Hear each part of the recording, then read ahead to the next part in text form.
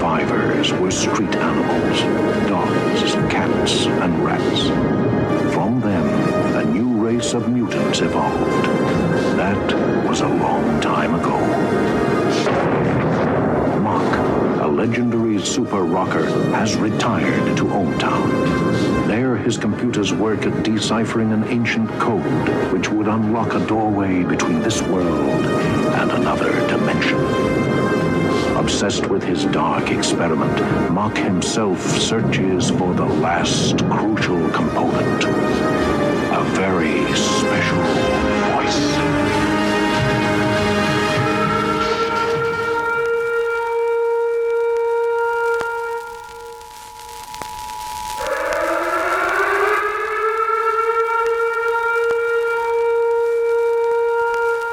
This is the emergency podcast system. This is not a test. Movies are bombing all over the country. They are posing as movies you already know. They may already be in your theaters, your neighbor's home, or even your own. Do not panic. Specialists have been dispatched. They will help you identify these pretenders and defend you against this invasion of the remake. Please stand by for further instructions. Welcome to the Invasion of the Remake podcast. I am your host, Jason Bishop, and with me today, as always, is Sam Stepanenko. Wow, I really do feel like a rock star. Hello, New Jersey! Hello, Singapore, sing, ring-a-ding-ding. I don't know, fuck. So much for your rock star cred. There we go. What town am I in again? Hey, that's normal. And on backup vocals, Trish Conklin. Woohoo! Yeah! But she's shooting for a star position. Oh my god, that makes me the Rat Mylar. No, you That could makes me be. the promoter. But promoters do well. That's true, I get all the money. You Yeah. do. Not a bad place to be. Not a bad place to be. You still get you get the money. You still get the drugs. You're fine. Except this is a podcast. There's no money in podcasting. Or drugs. Or groupies. Well, and it depends on which side of the drugs you're on. Well, be fair. This week, I have deigned it so. It is now animation to live action time. We're going to remake an animated movie that I'm probably 90% sure most of our audience has no idea what this is because it's very Canadian. It was the first fully made Canadian, 100% Canadian animated film, down to actors and production, and this came straight from Nelvana. And If you're a Canadian kid, you know Nelvana. what this is. Yeah, you definitely know what this is. You know Nelvana cartoons, Babar. The raccoons. The raccoons. Yeah, God, I love X-Men, that. I think, as well. The animated series. I don't know if Disney Plus is going back to Nelvana to do it, but... That I don't recall, but I believe you. You're the animation guy. I just watch cartoons. They've been around a long time. If you want to watch this movie, hit pause. Go to YouTube, and there's a channel called Retro Rerun, and that's Nelvana's channel, I think, or their parent company, because there's some non-animated stuff there too. But yeah, that movie's there for free in a couple of different spots on YouTube. You can also find it on Amazon for free. Yes. Nice. Well, with your subscription. Yeah. Yeah. I'm not sure which version is on YouTube because I watched it on Prime. Because there's two different voices for the Canadian and the American, at least for Omar. Yeah, Omar's got two, and I'll tell you both of them later on. Before we get going, something weird happened last night, and I got a bone to pick with the WWE. Ooh. Because it's Royal Rumble, happened last night. I didn't really watch it, but terrible show by the sounds of it, where you've booked two part-time MMA people to win both your women and your men's Royal Rumble. But bad booking aside, you have Ronda Rousey after the first Royal Rumble. I mean, this is going to be 2 weeks later, so you've had your chances for spoilers. And she wins the Royal Rumble match, points at the sign, they do their pyro, the sign lights on fire, so they have to scatter the crowd take the crowd out so they can lower the sign. It's not like it's a little on fire. It's not a lot on fire. Like, it's not abandon the building, but maybe take the section out of there so you could put it out kind of scenario. Yeah. Fine. Shit happens once in a while. I get it. Men's Royal Rumble comes around and Brock Lesnar wins the thing, does the same thing, point at the sign. You think they would have learned their lesson earlier in the night. Oh, no. Fucking set off the pyro gun. They already got rid of the crowd just so they could do the pyro again for TV. Why would you risk the crowd and the sign lighting on fire, which happened again? Why would you do that? And this is the WWE who should be experts at pyro by now. Right? Like, I mean, at this point, they're not good at anything that they used to be good at, except maybe their video packages. Maybe that's why people have known the drop in quality and they're like, we have to get them watching somehow. Jesus Christ, they're bound and determined to kill somebody again. yes. Oh, that's, Okay. yeah, that's silly. Sorry, I had to get that off my chest. It was bugging me today. Okay. And I needed to There we share it with the world somehow. When you got big multi-million, billion-dollar corporation. Right? And then dumb shit like that happens. Making the It's like, same mistake twice in the same night. Yeah, no, somebody needs to be fired for that. And I don't care if it's even Vince McMahon. The dumbest thing is planning for the mistake. Yeah. The second time, they're like, we know we're going to fuck this up. Let's just do it again. Yeah, the second time, it's like, well, we give a shit more about television than the people that are in the crowd that might get hurt. Right? That paid to be here. That's criminal negligence in my mind. Yeah. Absolutely. In my mind. Well, I suppose a lot of other legal minds do. I don't know. How much more are you guys going to put up with watching this crap? Go move to AEW. There you go. I watch AEW. Good wrestling. Sam goes, I don't know what the fuck you're talking about. No. And neither most of our fans. Stop talking wrestling. So we will. We're going to be talking about Rock and Roll from 1983. This was a fun one for us to do, I hope. Yes. Oh, yeah, it was so much fun. Yeah. I remember mentioning it to you guys last week, and I don't know if either one of you knew what the hell I was talking about. Oh, no, I have seen it initially. before. I know what you're talking about. Yeah, I've seen it before. Yeah. I didn't know I'd see it before until I started watching it. I hadn't seen it since I was a kid. Mm-hmm. And I love that raw kind of animation look of it. It's nothing but hard work happening in this movie. Yeah. You know, a 3-year process of hand-drawn. Yeah. There's a mix of media in this, too, which I really appreciate. Disney Plus just put up the Boba Fett sequence from the holiday special. Oh my. Which is Nelvana. Yeah, which was Nelvana. Ah. So if you want to check that out, I love it. I love how it looks, and yeah, it's fantastic. So go check it out. It harkens back to an older time where, you know, a smaller studio was doing something. Yeah. It has this very unique style. With Rock and Roll, I think it was meant to be more of a G thing, and as by the time it developed, because they were and it kind of watches like this. Yeah. The script was kind of moving along as they were doing it. Yeah, which is a weird way to make an animated film. Yeah, it did get a little muddy through in spots there. Oh, yeah. Fun, but muddy. Yeah. But it got more adult as it went. Yeah. It's not like watching a Bakshi movie, but they have their own version of drugs and stuff in this movie too. So it borders on adult, and there's a little bit of side boob. Yeah. Which is, you know, I mean, the movie's still PG. Well, there's quite a bit of side boob actually at the end. Oh, yeah. Yeah. A very large amount. Yeah. I cannot believe we're talking about side boob in an animated film. Well, it's not, and it's like... Is that our new thing, side boob? I don't know. I've heard about it. I like side boob. Well, you've heard about it. Boobs have sides, they have unders, they have tops, because they're 3-dimensional objects. They are. Exactly. I think I've heard of side boob because I've tried to avoid it on many occasions. This is a strange little one because they had to add a little pre-narration just to explain why all the people look like animals. Yeah. And apparently there was some war and the animals evolved into what we have in this movie. Yeah. Well, they'd call the towns, like, I don't know what Ohm Town is, but I mean, they had Nuke York, which had the Radio City Concert Hall, Carnage Hall? It was almost Carnegie. I think it was just Carnegie. Oh, yeah, something. Carnegie Hall. Yeah. They were just slight riffs. And even, like, the character, at least Mock, the main villain in this movie, his full name that they didn't wind up using because they didn't want to get sued.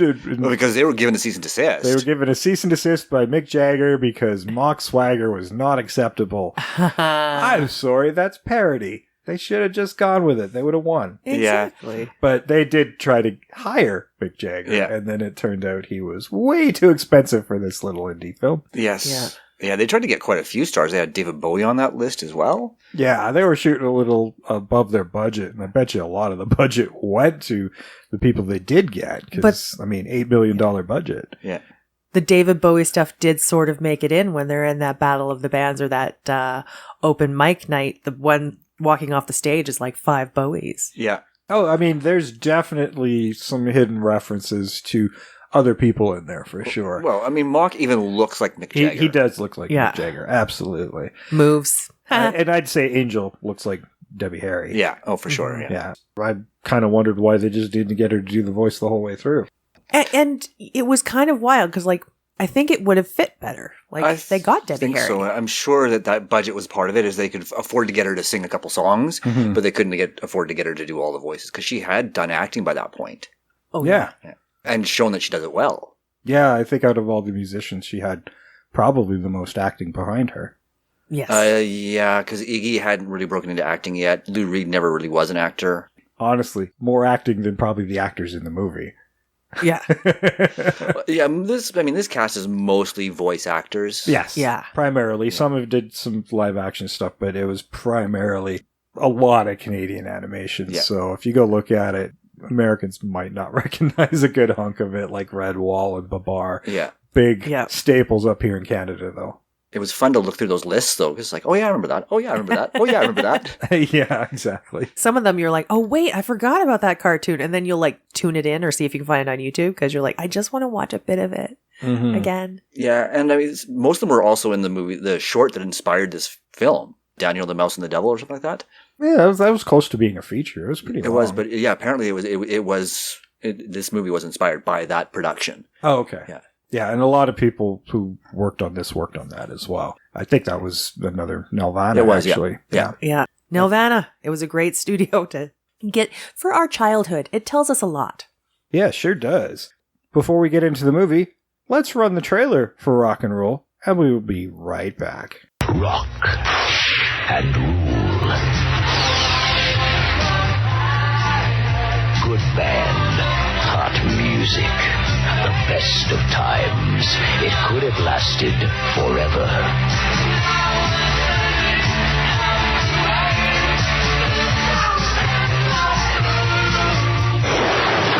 Rock and Rule. Journey to a world where the cosmic forces of music, magic, and technology collide. Bringing you head to head with a beast from another dimension. The Beauty, songs by Deborah Harry. The Beast, songs by Lou Reed and Iggy Pop. The Beat, songs by Cheap Trick and Earth, Wind and Fire. Love.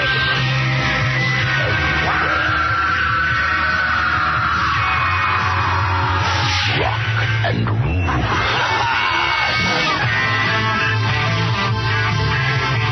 All right, that was a trailer for Rock and Rule from 1983. We're going to talk about a lot of this, and then we'll get into our kind of live-action remake that we're going to aspire to. But first, let's tell you a little bit about who made this movie and who's in it. The story was by Patrick Labert, or Labert? Sure, let's go with Bear. He was also the producer of the film. He did Babar the movie, and he was one of Nelvana's guys. The story and screenplay was by Peter Sauter, who also worked on Care Bears and Inspector Gadget. And the screenplay was by John Halfpenny. Lots of contributing dialogue people because this was kind of being done on the fly. Anna Burke, Greg Duffel, Larry Mullen, Deanne Stillman, and David Young. It was directed by Clive Smith, also who was a producer. He worked on The Family Dog, which I loved, Devil and Daniel Mouse, and A Cosmic Christmas. I think those were all Nelvana's. Nice. Yes, they are, yeah. Yeah, well, except for maybe Family Dog. The stars Don Franks as Mock, and believe it or not, Mock has actually appeared in one of our episodes, episode 74. Another Canadian film, My Bloody Valentine. Absolutely. Yeah. Paul Lamont and Greg Salata, depending on the version you watch, were both Omar. Paul Lamont, you can actually catch and see what he looks like in The Puppet Master, the Full Moon. Yeah, An American Graffiti, and Lonesome Dove, the TV series. I actually met him while I was on that series. Oh, nice. Nice. I think I've brought up that series before, but you have. Yeah, but my one day as an extra there, I got to work with him. He was really nice. Really, really nice. Awesome. Yeah. Greg Salat has also been in some features, The Devil's Zone, to name one. Susan Roman plays Angel, and she was in episode 226. This was a pleasant surprise. Her very first role in Rabid. Yeah, but Sweet. Canadian production. Yep. Samantha Langevin was Mock's computer. She was in Cadence. Actually, I saw that in there. I'm like, I have to watch that movie again. I liked Cadence, yeah. I haven't seen it in ages. Dan Hennessy was Dizzy, and he played RoboCop in the animated series. Nice. Greg Duffel was Stretch, also in Babar and Inspector Gadget. Chris Wiggins was Toad. He was in a live-action movie of Mazes and Monsters, which caused this whole fear of role-play games, specifically Dungeons and Dragons, back in the That was the Tom Hanks 80s. one, right? Yeah. Yeah. I'm sure my parents saw it because when I played D&D, they thought I'd stab them while they were sleeping. That's not why. That's not why. There were other clues. No, there wasn't. No, his parents are really sweet. They were never at risk. My mom just had weird nightmares. It was weird. When Sam and I switched to playing from D&D over to Shadowrun, she was fine. Different roleplay game, but it was the D&D part that bothered her.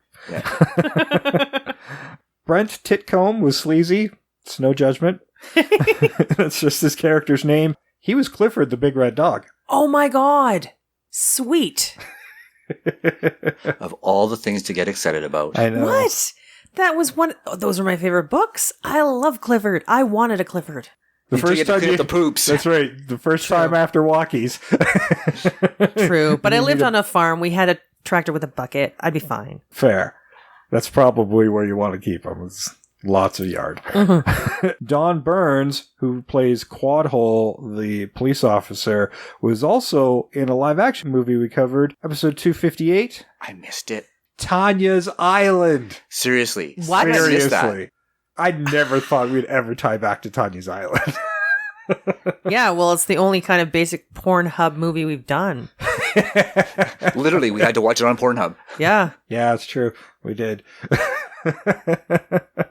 Martin Levitt was Mylar. He was in a 1961 movie called The Mask, because I don't want you to get confused with the one you probably know. Yeah. But I ran the trailer for The Mask in Cult Movie Trailer A Go-Go 3D.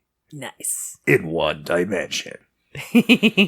So go check that out if you want to hear the trailer, because the trailer's really good. Mm-hmm. Catherine Gallant was Cindy. She was in X-Men the Animated Series. I do think she was one of the 4 Horsemen of Apocalypse. Ooh. Yeah.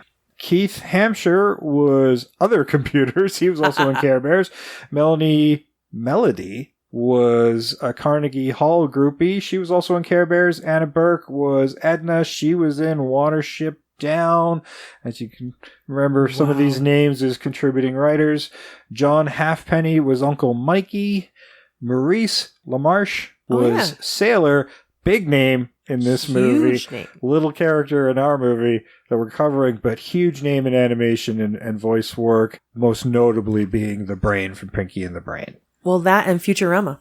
Absolutely. Big voice on that as well. Catherine O'Hara was Aunt Edith, famous for SCTV. Another small part for a big Canadian actress, one of our national treasures. Yeah, yes, absolutely. And if you don't know who she is, shame on you. Yes. Debbie Harry was the singing voice of Angel. We covered her in a different movie, episode 179. Oh, I didn't go that.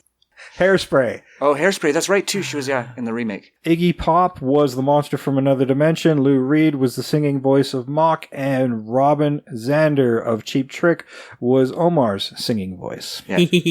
And Iggy Pop was in Hardware. Iggy Pop was in Hardware. We did cover Hardware. Don't have the episode number. Go look at our list on our site. Yes. Yeah, it's somewhere around 100. Yeah, I didn't do the singers. Oh, there you go. Yeah, you can.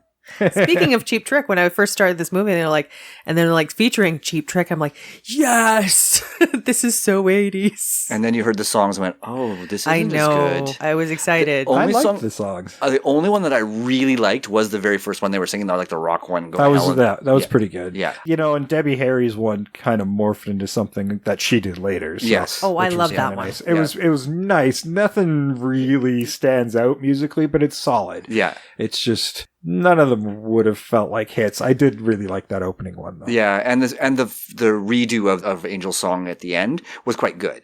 It's just that initial one, and it was obviously supposed to be a work in progress, and it showed, and that worked really well. I felt it sloppy in the credits. It just felt like Debbie Harry and Robin Zander were competing on the mic. Yeah. It didn't mesh well at all. Like, whoa. It wasn't Two Hearts. No. Yeah, it's more like, we barely even like each other. Yeah. At least that's the way it sounded. It was like, oh, that's not working. The demon went, fuck this. That's why he went back. This is horrible. Yeah, it's already hell here. Yeah. He's probably like, okay, you guys are going through something. I don't want to get in the middle of this. I'm just going to take off.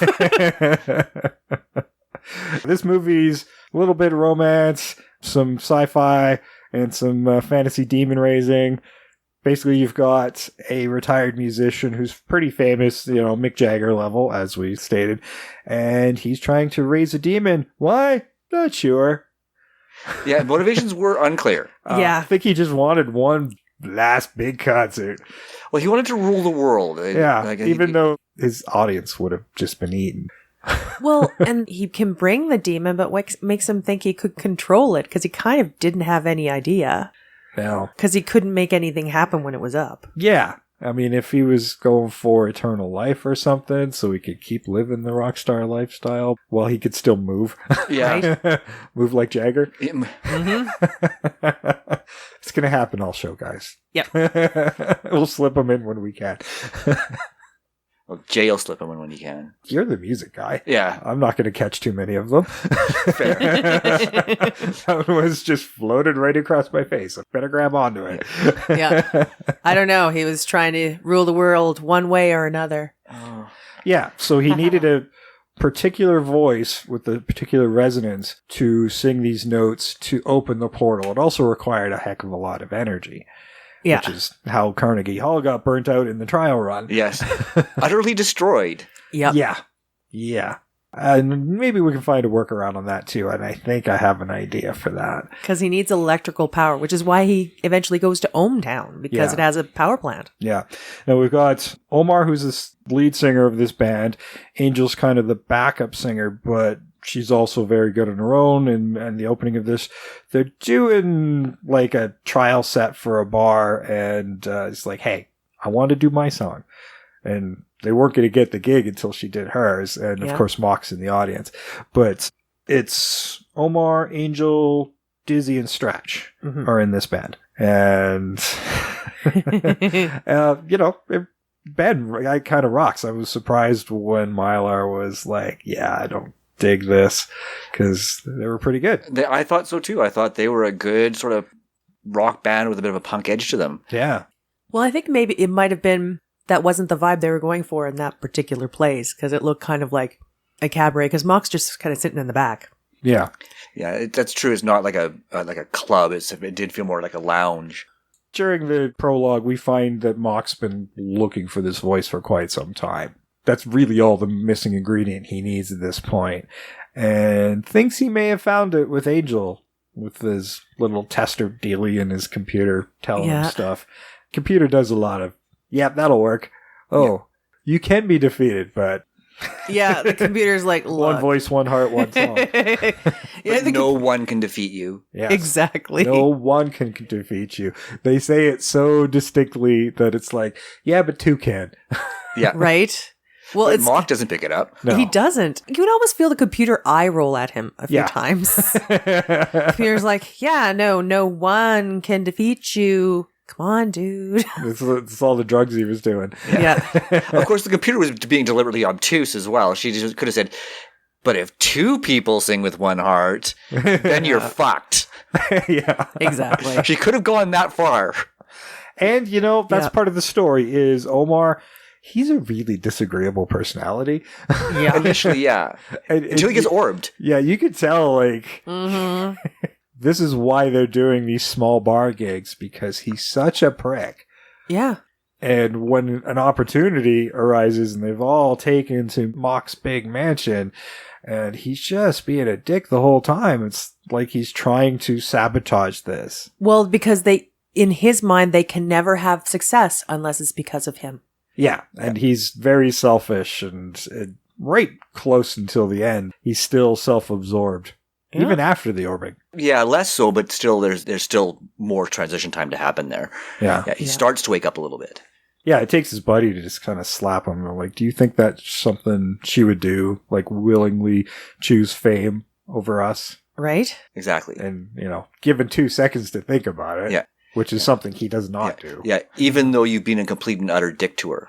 Yeah. Yeah. Yeah. You may think you're dating her, but you know zip about her. Yeah, Mock's a really good manipulator to the point where he hires, like, shape changers to Yeah. really alienate the rest of the band and make them go away. In a lot of ways, he's trying to shoo all these other people away in a passive way so he doesn't have to kill anybody.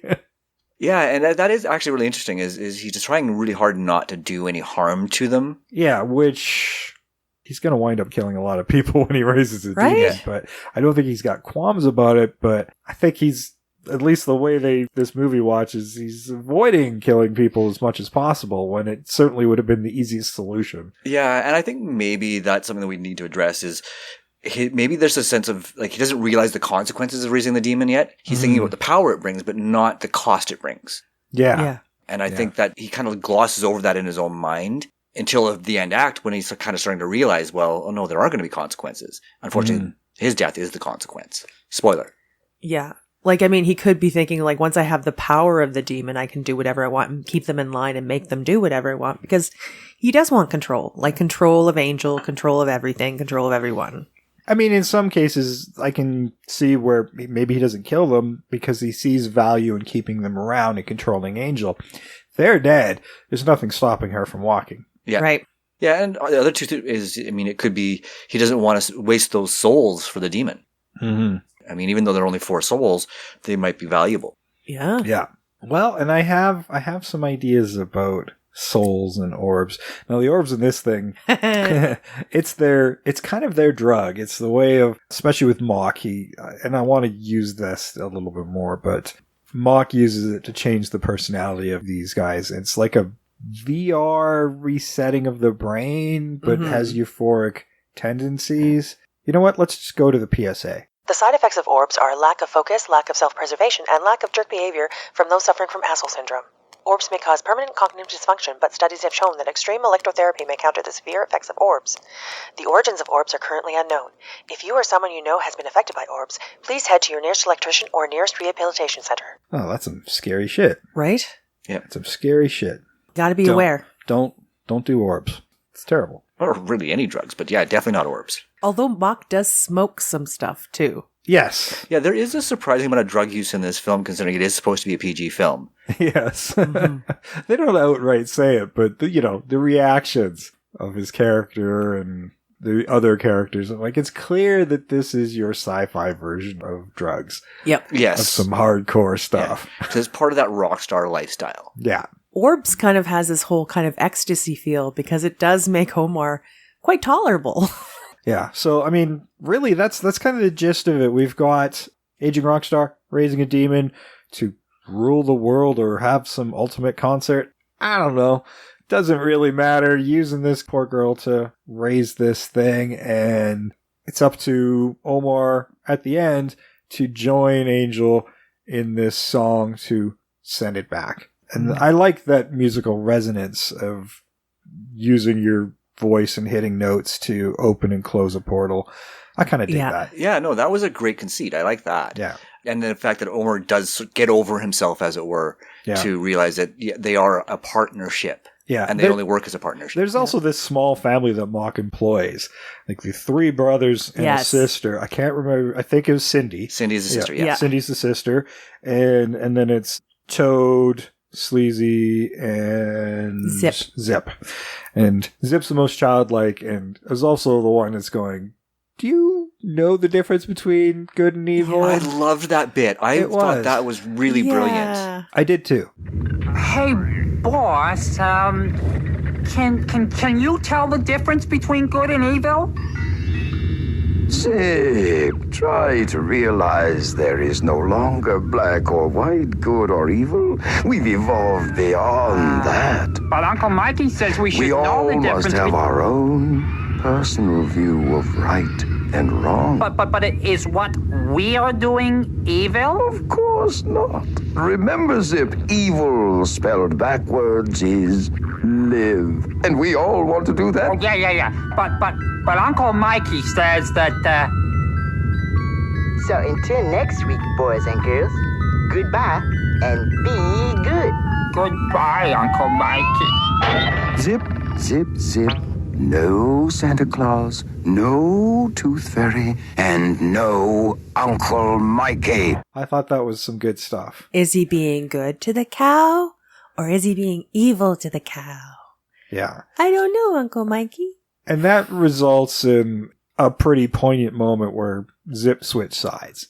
I don't think he switches sides so much, but he makes the right call at the right time, and in the end, it costs him his life. Yeah, it's a very sudden right versus wrong moment, and he sacrifices himself to do the right thing. Yeah. Leaving a very angry, stronger brother. Yeah. at the end. Toad. Yeah.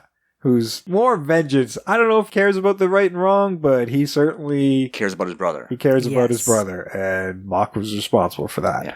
I do like that Mock's defeat didn't come at the hands of the obvious heroes. Yeah, no, it was a consequence of his actions. Yeah. And that's what makes this film work so well, is his deliberate avoidance of recognizing the consequences of things he's doing, and then having those consequences for something that he didn't even plan for be the thing that takes him down. Mm-hmm. Oh, for sure. And thinking that he has complete control over these 3 brothers is like, no, there is a line. Yeah. And once you do it, no, you don't have control. You don't have control over anything. You can't control the demon. You can't control it coming in. You can't control it taking out. Mm-hmm. You don't have any control, dude.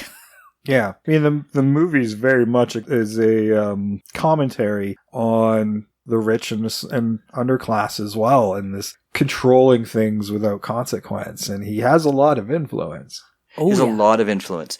And there was a moment in the film where he's talking to Angel about his final concert before he retired, and how upset he was that it hadn't sold out. Mm-hmm. And I think that's his motivation, is that realization that probably what caused him to retire was the fact that he wasn't as popular and as relevant as he used to be. And he's trying to find a way to be popular and relevant again. Yeah. And the only thing that occurs to him is, well, I'll raise a demon.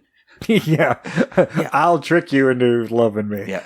I'll force you to love me. Yeah. Or maybe it could be like a musical demon. And it's like, that's an amazing, if I can control it, it's like a rock star that I have complete control over, and I can sell out concerts. And it's amazing. Yeah, it's kind of like a Crossroads kind of thing, but he's trying to control the demon rather than sell his soul to the demon. Mm-hmm. Yeah. He can sell everybody else's soul to it. And I think he's been doing this for a very long time. So in my head, I want to use these orbs to solve his power source issue. I didn't want it just to happen at a power plant. I'm like, that's dumb. So I wanted to go back to the orbs and like, okay, well, if he's been sending this stuff out, these orbs out as a drug of sorts, and it's getting a lot of mass appeal, and this is something that his sorcery has been able to create to feed the demon down below. Maybe it's filled with other demons or just enough to siphon that energy. The more orbs are out there, the more energy that's being siphoned into his resources to raise this big demon. Ooh. I kind of like that. Yeah. And what it does is it takes that kind of rage and like it takes that kind of dark power from people, which is why they're so sedate. Yes. At the end of it, which and why they feel pretty groovy. Yeah.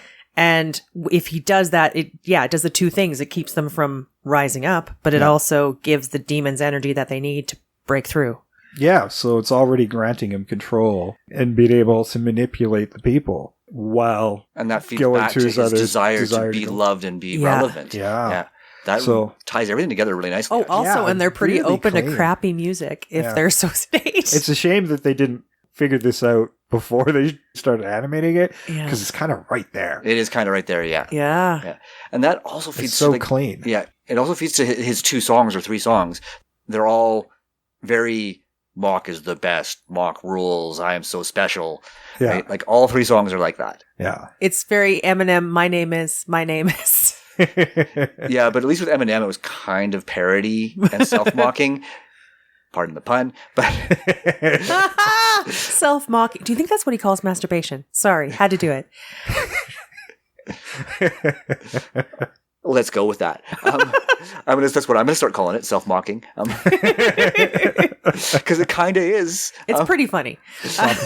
Stop mocking yourself. And then nobody will know unless they listen to our podcast.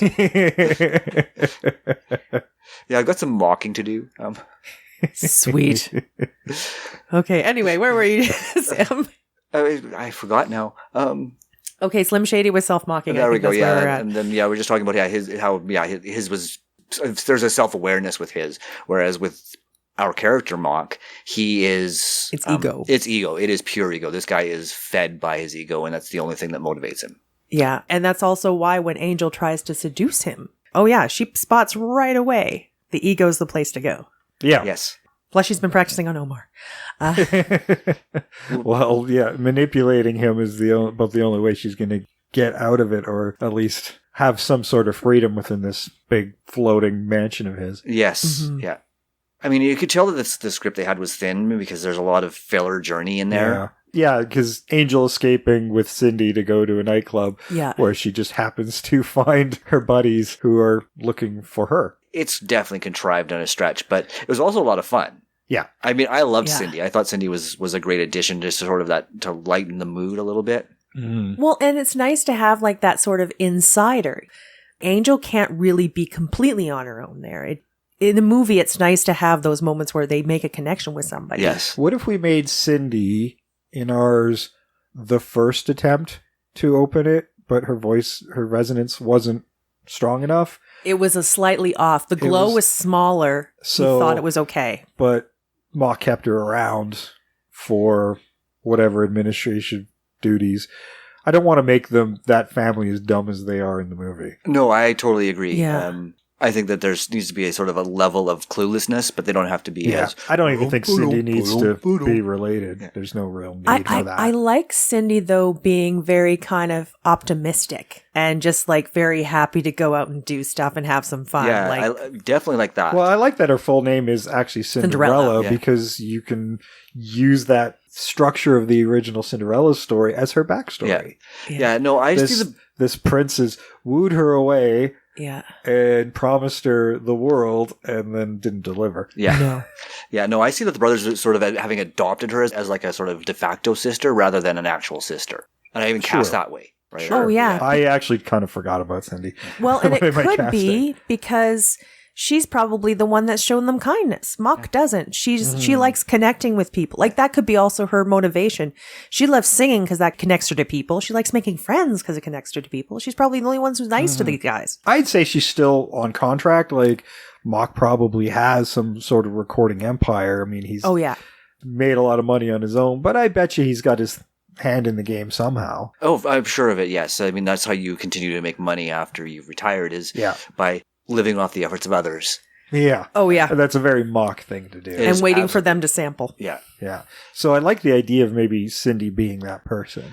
I mean, I did cast specifically because the person I cast is actually in the music industry, or in a jokey way, but she does do music. So that's why I actually cast thinking that way. So that's great. I cast for visual and personality. Oh, I did that too, but it meshed together so nicely for me. Nice. Well, I mean, I think we got an idea with how she's going to roll. Yeah. Because, you need to flesh it out a little bit more for a feature film. The movie itself, animated-wise, only runs 77 minutes. So we got some space to have a little bit more fun and develop these characters a little bit more. Omar needs some streamlining a little bit. I do like this self-centeredness, and then he finds himself where he has to let go of his own ego. You basically got a good guy and a bad guy who are so both unlikable. Both unlikable because of their own personalities and egos. Yeah. Mm-hmm. But you can see where Omar could walk the same line as Mock. Yeah. And this is a way to swerve his path. Well, that's it's a good story. It is a good story. I was thinking about that. I mean, certainly you could have more time at the beginning with the band rehearsing and practicing. Sure. And have Omar getting mad because he had already blown a chance at a recording contract somehow as a solo artist. And maybe somebody said, well, you know what, you're good, but you need more. And that's why he's sort of joined this band, is thinking that this would be his more kind of thing. But he still thinks he's the star because he almost had his own contract. Yeah, you have a little bit of scene because you want to hold on to the musical elements, and that's going to probably fill in a good hunk of your time is doing musical bits. But you're taking down the equipment. He goes to sit at the bar where everybody else does all the fucking work. Yeah. Right? You know, that's him. Yeah, I want to Omar. sort of lean into that pop star, rock star sort of diva attitude that he hasn't earned yet. Yeah. Yeah, and his ego, he thinks that he got these guys so far. They would have been fine with any other lead singer, and they know this. Yeah. Yeah. But he refuses to acknowledge it. I don't really want to change Angel's journey because she has a lot of agency. She's fighting for her position in the band, and now she's being sought after at the top. And I can certainly see where the jealousy angle can be played out and fleshed out more with Omar. Yeah. As this opportunity arises that doesn't really include the rest of the band. And you can really play on that with Omar.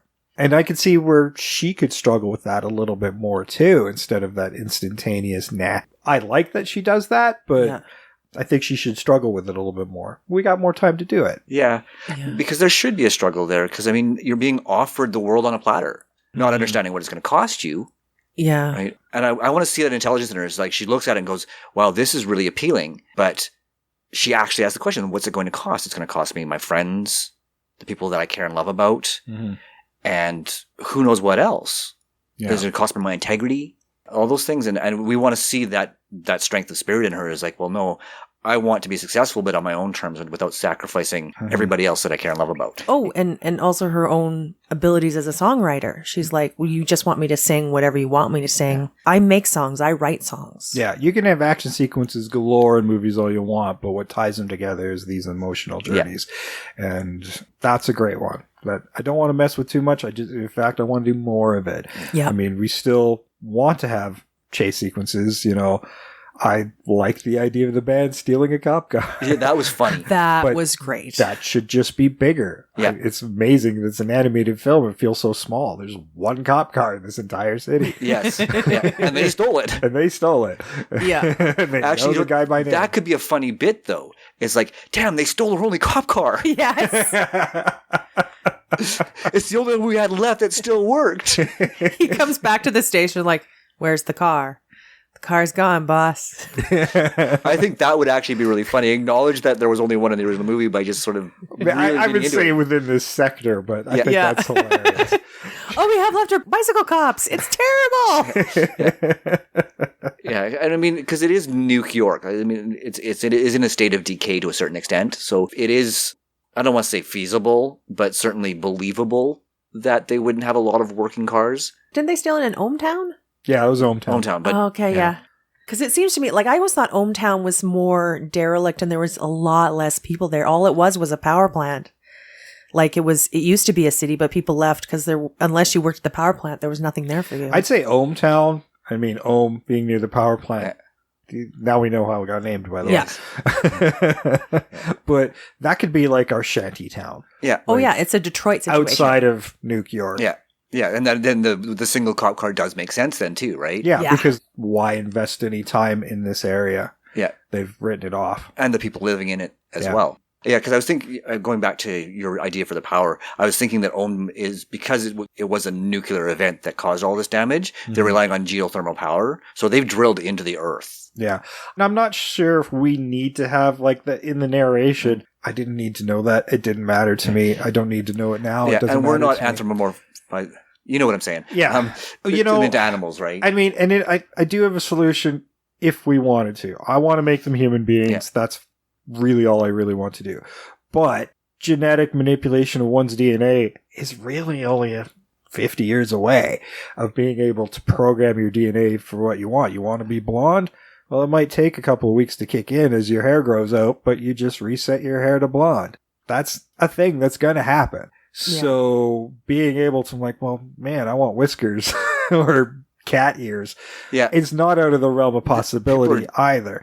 Doing that now through it's- physical manipulation as it is. Yeah, we see people like lip injections and Botox Yeah. and piercings. There's body modification happening all the time. And it's just going to get easier as you can hack your own DNA. And that's easily something that's going to happen in the future, being able to hack your DNA. That's what RNA does. That's what this... Yay, no more gray hair. Because they are doing a study on why you can give mice gray hair, but it won't turn back. And they're trying to figure out why it doesn't do that. Right. Like, you can change the color, but it won't turn back. I would like that little function within my lifetime. Oh, yeah. That's what I'm hoping for. I read the article and I'm like, yes, please. I literally saw a video this morning about things that will happen in the next 100 years, and that was one of them. It was hacking your own DNA. Yeah. So that was our solution if we want to have stuff like that in So this sort movie. of the unusual looking human beings. Yeah. And I support that. I think that's a fun idea, like both genetic and physical manipulation. I mean, people are already body hacking with biotronic limbs and bionic limbs and stuff like that. Mm-hmm. Maybe we can have them implanting instruments indirectly into their bodies. Yeah. Right? I think that would actually be kind of fun. Yeah. Oh, wow. Okay. Have an idea. Well, you got Tesla with his brain chip that's already being tested. so- Right? That's freaky. Don't Yeah. like that. But you could have where it was like he tried to body modify Cindy, but her body didn't take on like making her voice box the right frequency. I like that. there's And a actually, that reason. makes my casting work even better. Yeah. Nice. Trying to manipulate it. Well, it's close. Maybe we can push it over. Yeah. And Cindy was a failed experiment. Yep. Yeah. Oh, I like that. That is good But, stuff. but because she is just so sweet, We've just and made Cindy a innocent, tragic character. Yeah. Oh, yeah. But she has to, I mean, she kind of is already. Yeah. She's has to escape to live a life that's To go have any fun at any all. kind of fun. But Yeah. she returns because it's the only life she has. Yeah, it's good. And it is absolutely tragic. But yeah, and she's so likable. I'll be honest with you, she was my favorite character in the movie. Yeah. The only other one that gives you fan service, by the way. You don't want it, but Yeah. it's there. Yeah. Lots of panty shots. Oh, well, yeah, that's... I Hey, didn't really for notice a that. big girl, she had a nice little butt. There you go. But no, I just liked her personality. Like, her personality was just so likable. Yeah. Right? And then when they spot her in the club, just that look of defeat was so sad. Yeah. Yeah, it just went with them. Yeah. It's like, okay, party's over. Okay, so we've got something cool happening with the orbs. Cindy's figured out. We have Mock kind of streamlined better because of it. And, I mean, the band members don't really need to change their personality. We probably need to give Yeah. Dizzy and Stretch a little bit more to do. Maybe not Stretch. He didn't. He was mainly comic Yeah. relief anyway, where Dizzy was the one that figured a lot of shit out. Yeah. He's a moral center of the group, Yeah. kind of. Because he talks to Omar about stuff that's going Yeah, wrong. he's Omar's Jiminy Cricket.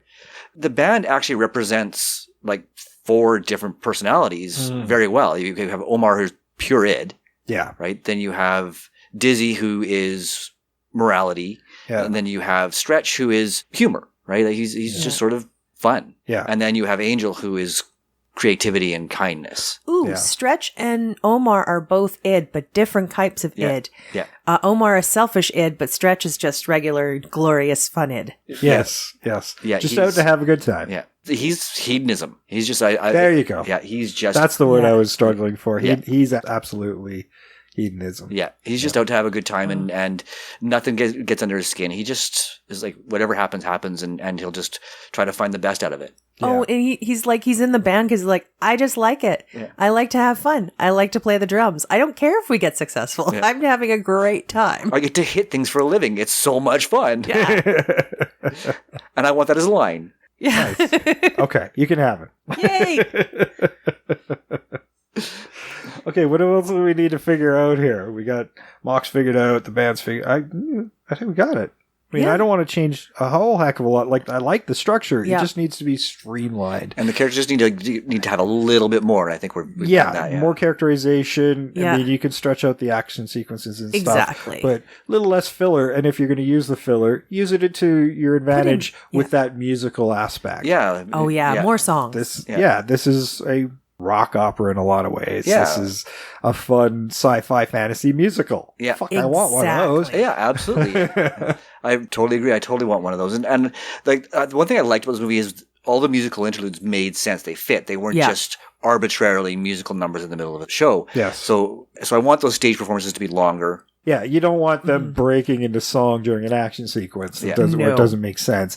Maybe on the radio as a backing track or whatever, but you don't want the characters suddenly singing while they're being chased. Exactly. So, and I like that the movie puts the music in the places it needs to be. Yeah, exactly. Yeah, you can have Angel sort of sadly trying to compose something.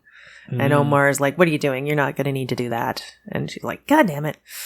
Yeah. And in the club. Oh, okay. I want to keep the anti-gravity club bit. There's so many fun bits in it. It was so dumb, but so fun. Yes. And fun is okay. I mean, you want fun in a movie like this because it is a comic book. Really, it is. Yeah. And you can lean into that as much as you want with something like this. And I totally agree with you on the anti-gravity club. I thought it was a lot of fun too. Well, talking about adults, there's that girl, and it looks like her dress is undone, but she's dancing with her arms at her side to keep it on. Yeah. Yeah. And Dizzy looks kind of confused, like, what are you doing? Yeah, And it's just like there was nobody there to help her do her dress up, so she just went out. Yeah. And, well, if I keep my arms aside, nothing will pop out. It was such a bizarre thing to animate. Yeah. And then the flasher too, that one. Oh yeah. Yep. The other girl And I flashes love slim. to keep stuff like that in. I'm wondering where we want to take it. Like if it's an R, we see the flasher from the front instead of the back of the jacket. If it's PG-13 or PG, you can still do that the same way this movie did it by alluding to it. I think this might benefit by going an R so you can lean into the drug themes and be more violent. Be more violent and allow them to speak like rock stars would really talk. Exactly. I mean, because rock stars are not PG. No. Oh no, they're going to be like, the ones I've met. Where's my sparkling water? God damn it. No, they're not going to do that. Yeah, no, they're not. Gosh darn it. They wouldn't even say God damn it. They go, gosh darn it.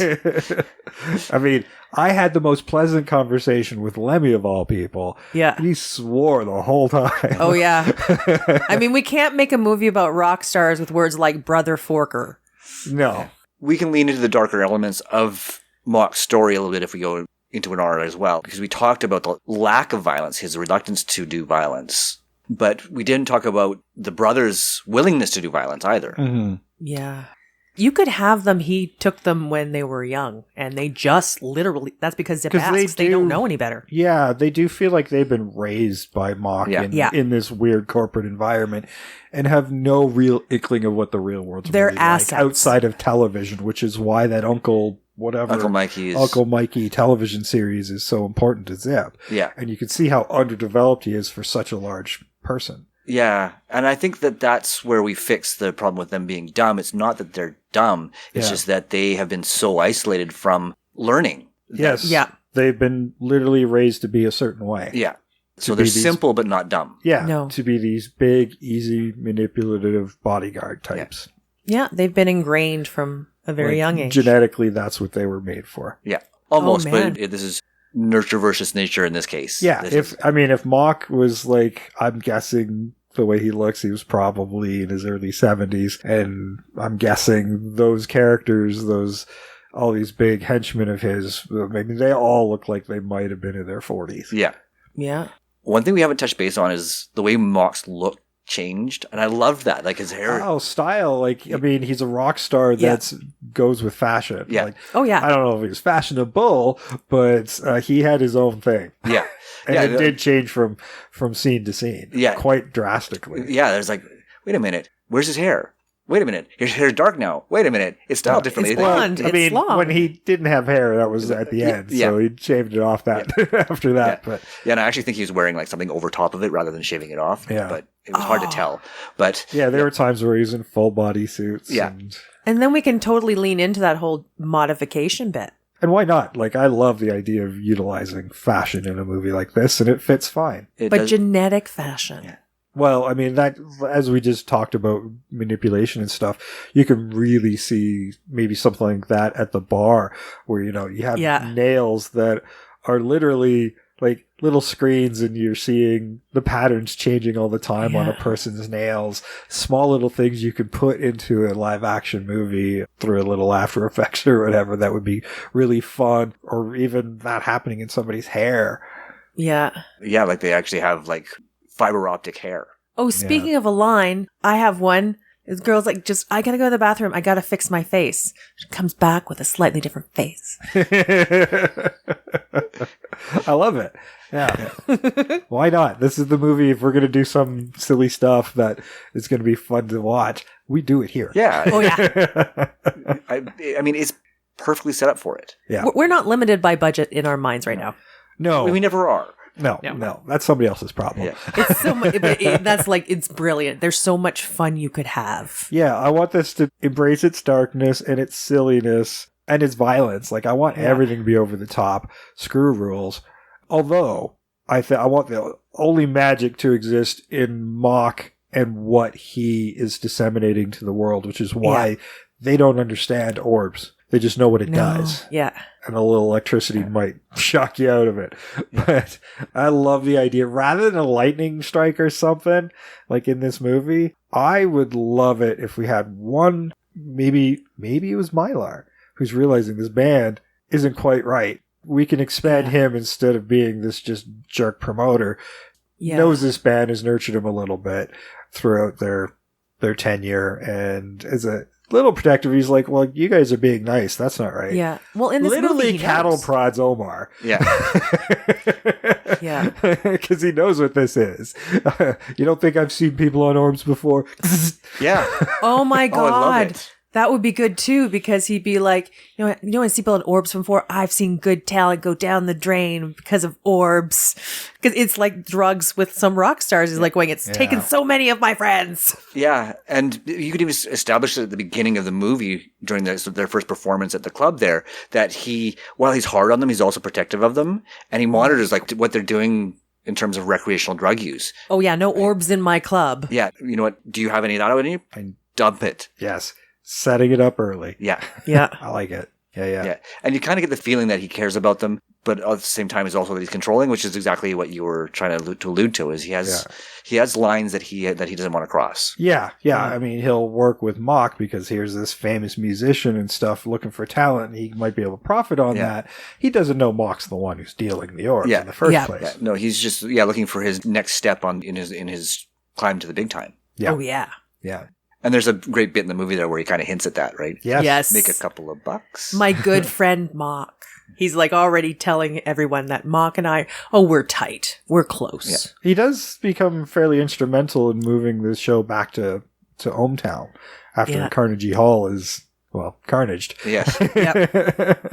So he's fairly instrumental in finding that facility, that power plant, and making that happen for Mock.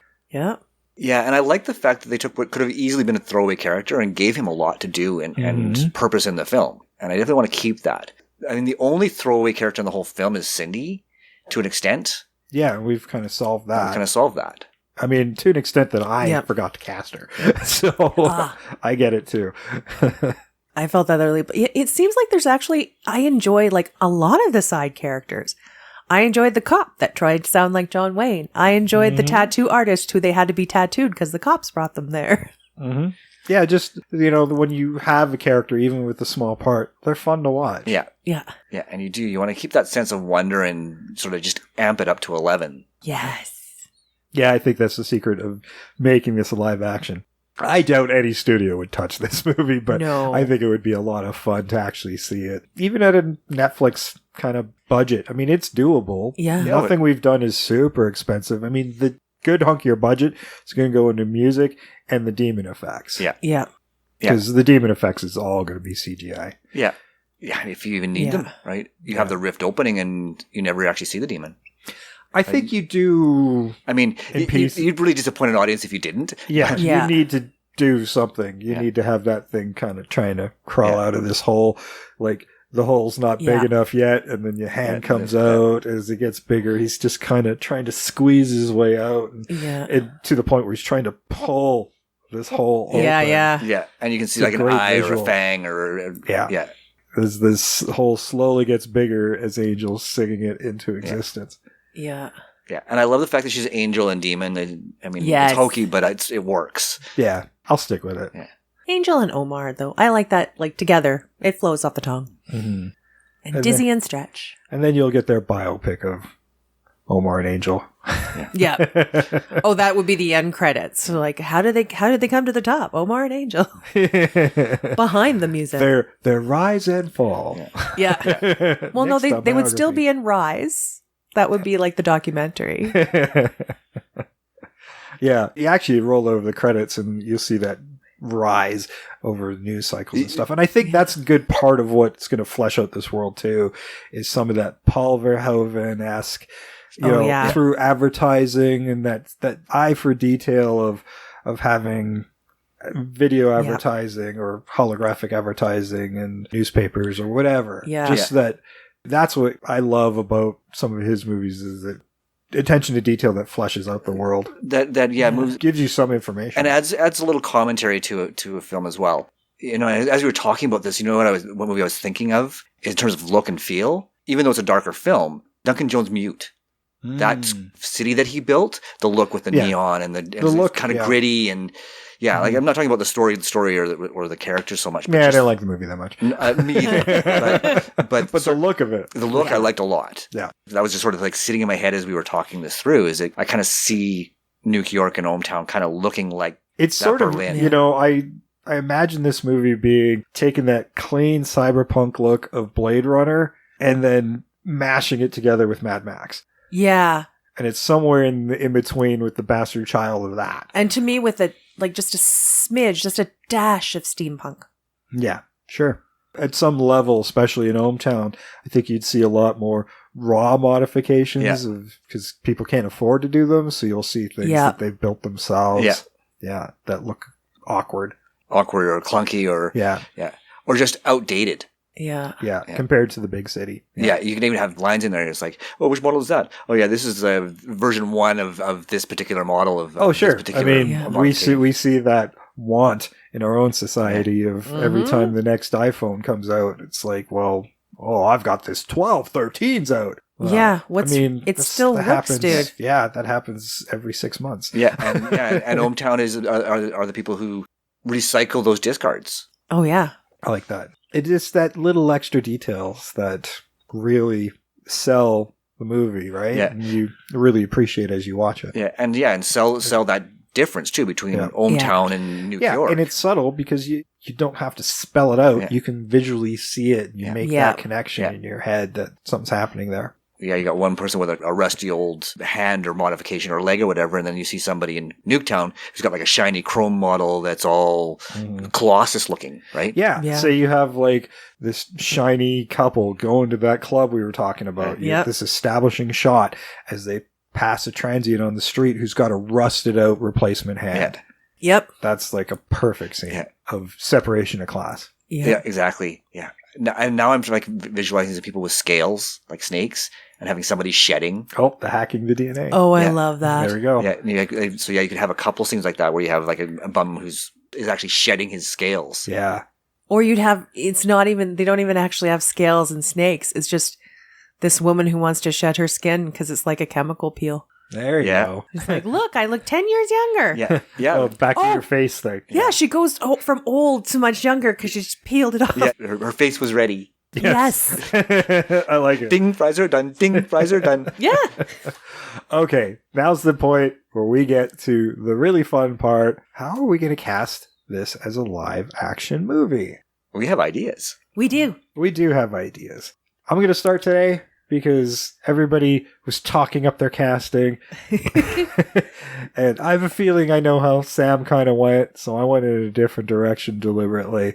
I'm going to go where the animation kind of went, where I'm just picking actors who I like for the part, and then they can be overdubbed by some talented people that are good musicians. Nice. Although I do have at least one person in my cast who can actually do her own part and sing. Sweet. Let's start off with Mock. I had this one. This is the only one that popped in my head as I was watching it. I mean, obviously, you kind of want to go with Mick Jagger. I don't want to go that way, of course, because that's too easy. And I thought about Iggy Pop in that part because I love that deep tenor in his voice. And that's perfect. exactly who I did go with. Yeah, and ultimately, I chose not to because I thought somebody else would. And I did. And it's a great choice. I wholly endorse it. I ultimately went with Michael Wincott from The Crow for the same reasons. About the right age I want. He's got that gravelly rock star voice. He still likes to have the long hair. I'm down for Michael Wincott in this. Nice. And he's got the look. Yeah, he does have the look, and you're right, he does have the right speaking voice for sure. Yeah. Well, the Crow, that's the rock star who dies. Well, he wasn't the Crow. Yeah, okay. He was the bad guy in The Crow. Okay, but he's familiar with the idea. Yes. For Omar, I went with Devin Bostick. I had a few people in mind, but I went with Devin Bostick from The 100. He kind of had the look I want. And I also deliberately wanted to keep my cast in their late 20s, early 30s max, because I wanted to be young and at the start of their career. And good looking. And a good looking. I do have an alternate, though. Devin Bostick's kind of my number one, but right there, and he probably has the star power to sell this a little bit more, Robert Sheehan from the Umbrella Academy. Oh, yeah. I might replace... Because I had trouble with Omar. He's a toughie. He was tough. But Robert Sheehan, here's the beauty of him, is he can be an ass, but for some reason you still freaking love him. Yeah. That's what he's really good at, actually. Yeah. Well, now you're making me lean more towards Sheehan. I mean, from a business standpoint, Sheehan makes more sense. I want to take Sheehan. Okay, 2 for Sheehan. For Angel, I went with Selena Gomez. Nice. I ran past her. I almost did that. Good, you ran, not roller skates, like in this movie? Yeah. For Dizzy, I went with Dylan Schmidt from Snowpiercer. He plays Patterson on the Snowpiercer TV show. Okay. You can't see my shrug. Watch it. It's good. I still haven't seen the movie, though. The movie's really good, too. Cody Smith McPhee is my stretch. He was in Let Me In. He was also Nightcrawler in X-Men Apocalypse. Tall, skinny. Yeah. And he's just so... You know what? And that, again, Stretch is going to be lovable. He's going to be happy and have fun doing things. Yeah. So that one was a happy accident when I stumbled upon him. Yeah. So. For Quad Hole, I went with Donald Logue, mainly because I wanted somebody with that gruff cop look, and I just instantly thought Gotham. I'll go with that because I didn't cast that character. I didn't. Fair enough. I know you like him, so that would work just fine. For the brothers, I deliberately went with some of the biggest, broadest, muscle-bound actors I could find. I did one for all three. I wanted them to be triplets. And I thought about it, but I thought it would be more fun to give you this rounded cast of big, muscular men. I did 3, but they look completely different. I do have some that look completely different. For comedy. Yeah. For Sleazy, I went with David Matty, who is a big, more tubby... muscular guy from Better Call Saul. Okay. He's got a big beard. And then for Toad, for the angry one, I went with Nathan Jones from Mad Max Fury Road. For Zip, I went with Kim Cold from Fast and Furious 6. Okay. And for Mylar, the club owner, I went with Bill Moseley.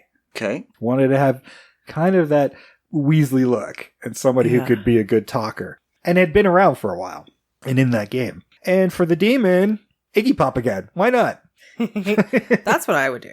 I was really torn on my director. Initially, I'm like, oh, Paul Verhoeven for that world building thing he does. I'm like, but, I kind of want, for the musical aspect, Baz Luhrmann, but if I could have the bastard child of both of them, and I'm like, oh, wait a minute. Who does weird musicals? Darren Lynn Bousman. There we go. So... Darren Lynn Bousman is ultimately where I'm wound up with that because he's done a few odd little musicals already and I kind of adore him. Gotta say the music needs to get snappier from what he does, but mine has, but I think he might be able to do what I'm looking for. And I forgot my Cindy, so I'll leave that up to somebody else and I will probably just agree. All right, Sam, why don't you go? Okay, because we already know who my mock is. We already discussed it. I chose Iggy Pop. He already sang some of the songs in the original one, so just lean into it. I'm fine with that, yeah. My Omar, and I did go with actors who can sing or were singers before starting acting. So I went with Harry Styles as Omar. I almost used him. Yeah. Nice. And largely because of his performance at the end of the Eternals.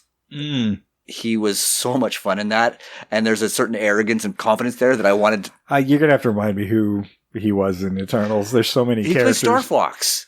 Oh, he was right at the end. The only part I liked. Okay. Exactly. I'm surprised you didn't remember. No, I didn't. Yeah. There's so much not worth remembering in that movie. Fair enough. But yes, he was the highlight of the movie. And that's why I'm like, yeah, no, I can get behind that. Absolutely. Yeah. Nice. And the man can sing. Yeah, if you want to watch Eternals, just watch the post-credit scene. It'll save you 2.5 hours of your life. I still want to watch it, though. That's fine. I know you, Kumail Nanjiani. That's your thing. I know. Thank you for my Christmas present. You're welcome. Awesome. I got her the action figure from the film.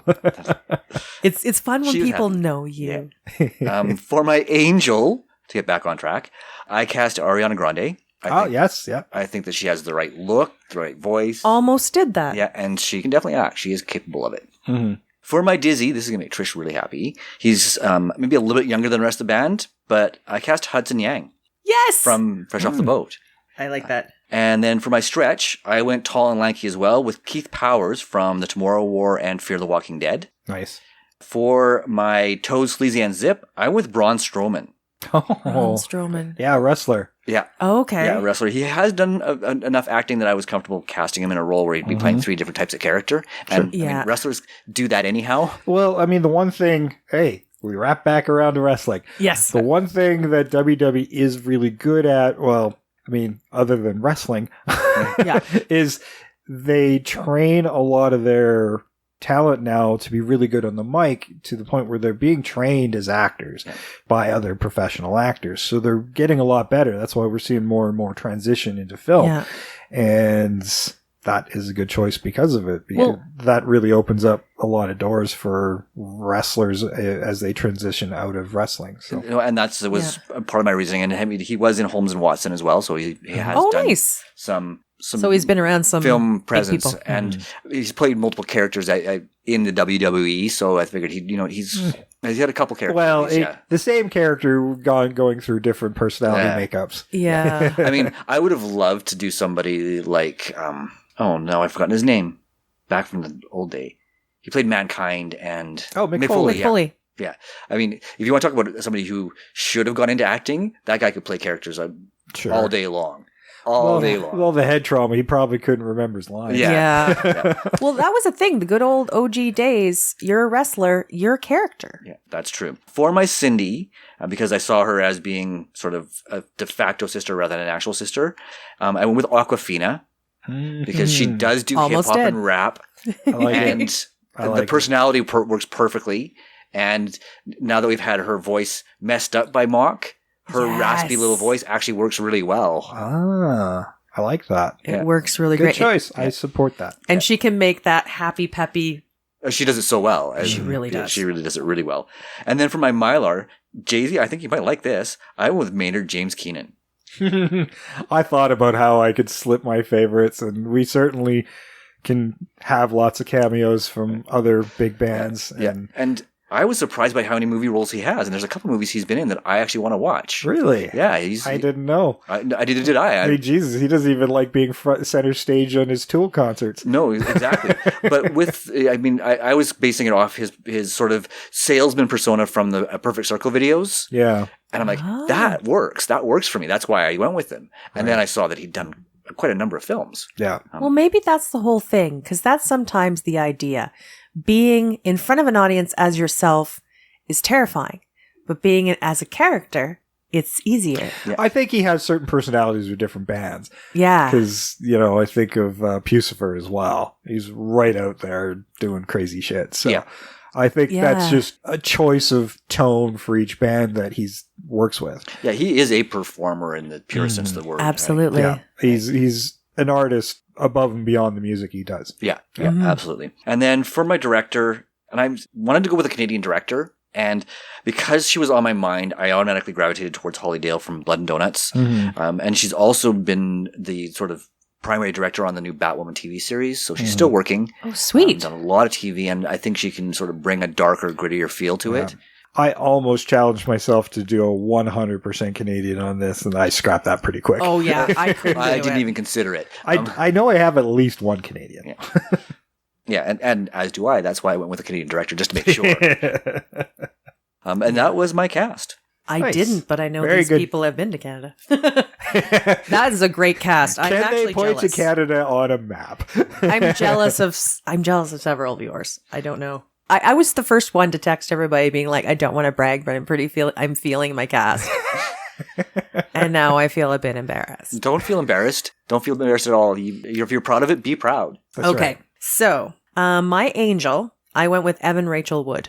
Okay. Oh, from the Beatles thing. Yeah. And she's been in quite a few series. She was Across the universe. Across the universe. So she can sing. Yes, she can. And she's got that look. And then for Omar, I was struggling. I love your Robert Sheehan idea. I kind of want to do it. But I went with Chris Pine because I know he can also sing. And I was thinking, Star power. Yeah. I was actually thinking prosthetics. So it wouldn't matter how much older he is. Yeah, because he is older than I realized. Yeah. He's got that face that won't age. Yeah. It's unnerving. Better use them now then. Exactly. For my mock, I went with Jermaine Clement. Flight of the Conchords. Sure. I like it. He's got a deep, sonorous voice when he wants to. And he can play this character like in his sleep. Like it. And then for my Dizzy, I went with Kristen Schaal. Because I was like, I just changed Dizzy. I just made it the Moral Center. Who's Kristen Schaal? She's a voice on Bob's Burgers, but she was also in Flight of the Conchords as their superfan. Okay. I went kind of heavy Flight of the Conchords here because I also made Stretch Brett McKenzie. Because I figured if I had both guys on there, we could do some music. Let's just shoot in New Zealand because they got good effects house there. Yeah. Exactly. So yeah, they can do a lot of the music. Like, I mean, Brett's won an Oscar for his music. So what are you going to do? And for Cindy, I went with Gwendolyn Christie. Because I was just like thinking it would be fun to watch her be all peppy and happy, but still very large and imposing. I like that just because of the change in dynamic for her as an actress. Because, yeah, she's always so serious. And when you see her in interviews, she's so pleasant and just a joy to listen to. Yeah, like she's always cast as these dominant characters because of her height. So I don't think we get to see enough softness from her. I like it. Yeah. And then for my triplets, I made them all very different. Zip is John Cena. Because I love the idea of him asking, "Are we bad?" I feel like Peacemaker's made him above bit parts now. Yeah. That's kind of I know, that's why I avoided couldn't- him, but But this is my dream. I would have absolutely valid. Yes. Toad is Betsy Sidaro. You probably don't know her. You know her voice. She's done some voiceover stuff. She's got a really gravelly voice. Okay. Sleazy is Randall Park. But I put in my notes, but honestly, I could shift all of these anyway. If we want these three, I could make Toad John Cena or Sleazy John Cena, or like I could really just. I was and mainly choose. figuring out when I did it which one was going to get the richer role of Zip. Yeah. But all three of these guys could do it. Yeah. For Mylar, I went with Kim Coates. Okay, Kim Coates. Canadian, yeah. Yep. I got my Canadian in there. And a very good choice for Mylar. Yes, very good choice, yeah. Exactly. Did you hear what he did over Christmas? No. He stopped to help somebody who was stranded in the sno. Nice. Oh, I believe so. In BC, yeah. During those floods, actually, Right. that they had in BC. Somebody got stranded and they had engine trouble or You hear stories like that about Kim Coates all the time. Yeah. He's Oh, just- yeah. Well, and he's a Saskatchewan boy, so he's been through like blizzards and stuff. He knows how to do that. Just a good human being. Yeah, and it's nice to hear because he usually plays bad guys on TV. That's the whole thing. I love it. He looks so dangerous and you're so scared of him, but you're like, oh, baby bear. And for my director, I went with Floria Sigismondi who did The Runaways. She was on my list. Yes! She was absolutely on my list, and I'm like, but I want a Canadian, so I went with Canadian. Yeah, I got my Kim Coates. I did my Canadian. Well, great cast all the way around. It's had a lot of fun rethinking that one. Yes. Yeah, and you were right. You knew where I was going. You knew that I was going to be looking at. Rock stars way better than movie stars. So. Well, it's a pretty fine line there for me. But And see, I know certainly I'm a lot more up on current music than than you might Than be. either of us. Yeah. I'm not that up on the current music. You are much more knowledgeable. Well, my tastes shift at any given time, so the music I was listening to over the last few years aren't appropriate for this movie. No. You know, and that's something we didn't actually discuss is rock and roll's not as popular like it was in the 80s. That is very true. And again, that's why I went with the sort of the poppier stars, was because I don't think they're going to be rock stars, but both of them are capable of doing sort of that pop rock. Because it is called rock and roll, so it has to have a rock feel to a certain extent. Yeah, rock and roll, I mean, it's got to be rock music of some sort. Yeah. Yeah, you'd have rock and roll. But yeah, if you get like somebody like Lin Miranda to do the music, or Lin Miranda, I can't remember his full name, See, and that's what I was going with my Concords that is, yeah. guy, because they did all genres on their show, which would be perfect for this. Because, I mean, you need dance, hardcore techno in the club. You could have different stuff at the open mic night or the audition thing. Yeah, and I want to bring in some of the more contemporary rock stars, you know, Lizzie Hale. Yeah. I'd love to get a bunch of the rock chicks.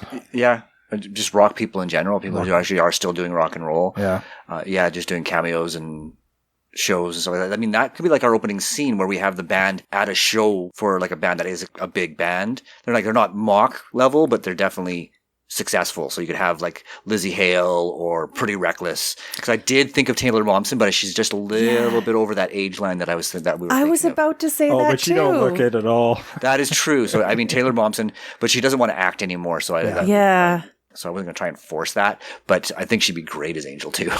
Oh, I think she'd be great as Angel. Yeah. And even if she was the singing voice of Angel, I mean, I think most of us picked people who can already sing on their own. Yeah. But if it was cast in a different way, I would totally get her to do the singing voice. Yeah, but yeah, you could have some bands like that, like Pretty Reckless or Hailstorm or whatever you like, just sort of in there to really lend some cred to this movie, right? We'll build the world too. Yeah. Yeah, you could build the musical scene. Yeah. Yeah.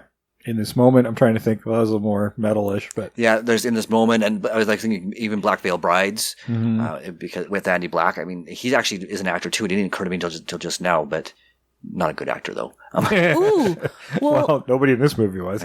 What it could be too, that could be also Omar's downfall, is he's trying to find success in a genre or a style that is not really hitting right now, but he's like determined that that's what they're all going to play. I think that works really well. That's a good point, is because that opening song is very hard, edgy, and that's what people are getting a little bit tired of, right? And then you have, especially with my cast, you have Ariana, who's got this sort of that poppy, melodic voice. Well, I think music... profitable. Music represents generations, and when we think of the world that they're in, and maybe on the verge of rebelling against the power that rock and roll kind of has that anti-establishment idea behind it. So it makes sense. I mean, and genres come and go all the time, and they come back around. So who knows? I mean, if the remake is timed right, it could be popular again. Yeah.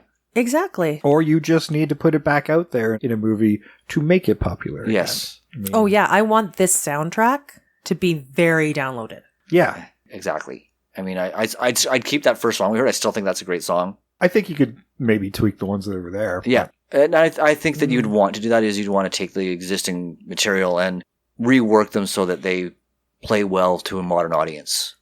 Yeah. Oh, the Debbie Harry one, you could definitely do something I with. don't think it's not usable as it is. So, like the stuff that's there. So, and you kind of still want to refer back to this old movie for the nostalgia factor for the 5 Canadians, 3 of which are in this room that watched it. But update it, because it'll be like, oh, I recognize that. Yeah, like your ear knows. I mean, yeah, and you want to appeal to the rock audience as well that's what's going to attract the large portion of that audience. It's not going to be a remake of Rock and Roll, because outside of Canada, not a lot of people are going to know what the fuck that is. No. Movie rates 6.5 out of 10 on IMDb. Ooh. Which is nice and strong. Not enough ratings on Rotten Tomatoes to give it a critic score, but the audience sits at 72%. Nice. Yeah, So the people who've seen it like it a lot. They feel about the same way we did. Yeah. Talk numbers. Budget Yeah. at $3 million. Okay, budget was $8 million. $8 million, sorry. I knew it was high, but $8 million. This was given a limited screen release by MGM, who had no faith in it whatsoever. So it opened in just a handful of theaters and then was quietly left to die. Or shoveled probably to video. I'm guessing only opened for an entire weekend. With those numbers, I'm pretty sure you're right. Because it only made a box office of just a little over $30,000. Oh, man. Yeah, so no, I'm that's guessing like 2-3 theaters across the country. extremely limited. Yeah. And that's a shame because I think that, especially in 1983, there was an audience for this movie. Yeah. Which is a shame. It is a shame because that could have killed Nelvana before they ever got started. Right? Yeah. And I'm not sure if you read this, Jay, but the original print for this film was lost. Yes. Everything we're seeing is from a copy of a video version, a VHS version. Yeah, and I could tell by the version I saw. The story was a fire, but there's no evidence of a fire actually happening, although Nelvana did suffer losses because of a flood. Mm-hmm. So that could have been too. And I'm guessing maybe the negative's gone, but I'm guessing somebody's got a fresh printing of it. I would actually check with those theaters. Few that actually got it. There could be an actual proper print still out there. Somewhere, yeah. But yeah, according to everything I read is, the version that we see on YouTube and Prime is copied from VHS and remastered.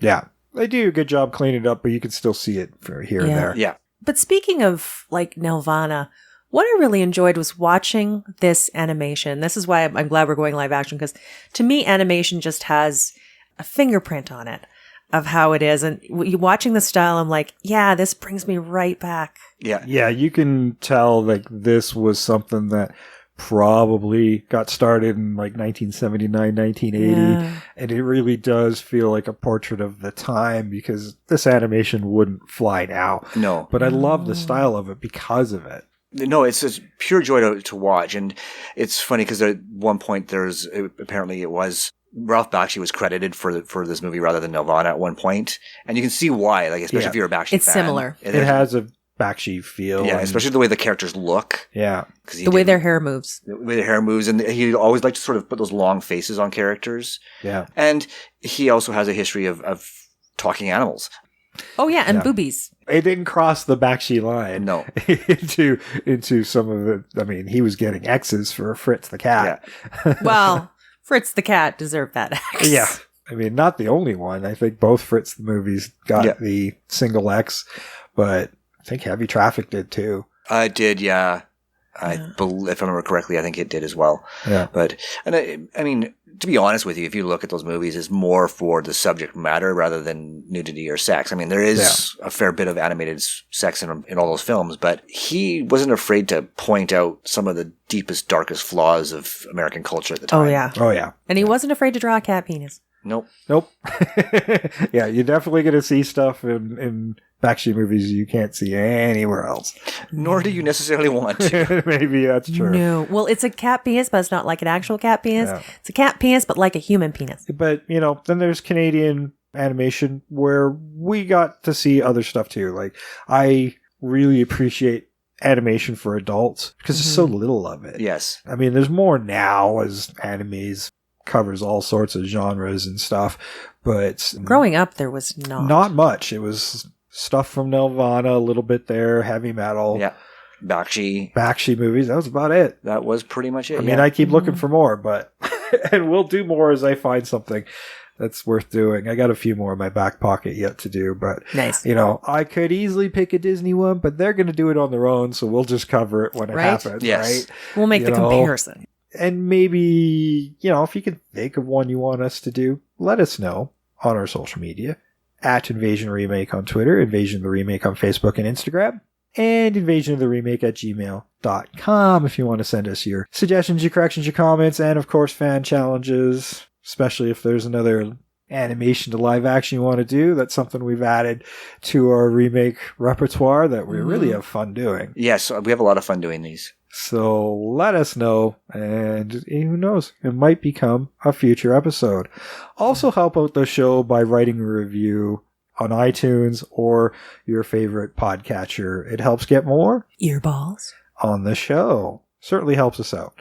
Another way you can help us out is by visiting our website. That would be invasionoftheremake.wixsite.com/podcast. And over there, you'll find links to some of those podcatchers, or you'll find a button that says store.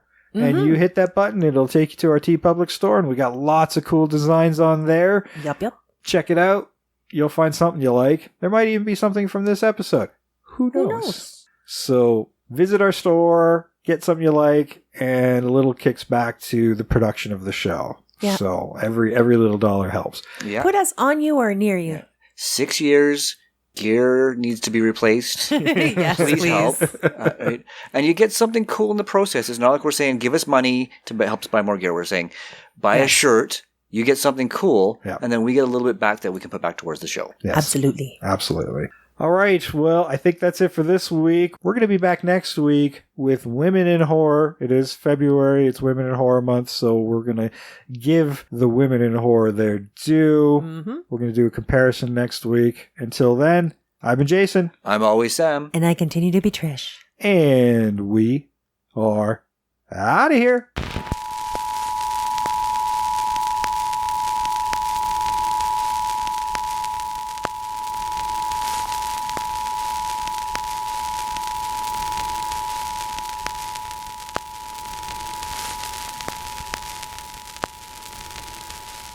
I've found the voice. I've got the girl. Understood. The Armageddon key has now been fully decoded. Stand by for data transmission. According to the key, the girl must sing this progression of musical notes. The vibrations of her voice will create a doorway through which the being will enter this dimension. Yes. My beast. Their nightmare. All mine. For a song. And then nothing can stop me. Cliché, Mark. You can be stopped. There is a force which can send the being back. Send it back? What? Where? Who? The being can be sent back by the magic of one voice, one heart, one song. Magic? Magic. One voice, one heart, one song. Gibberish garbage. Who is this person? Individual's identity presently unavailable, Mark. Search will start now. Now checking.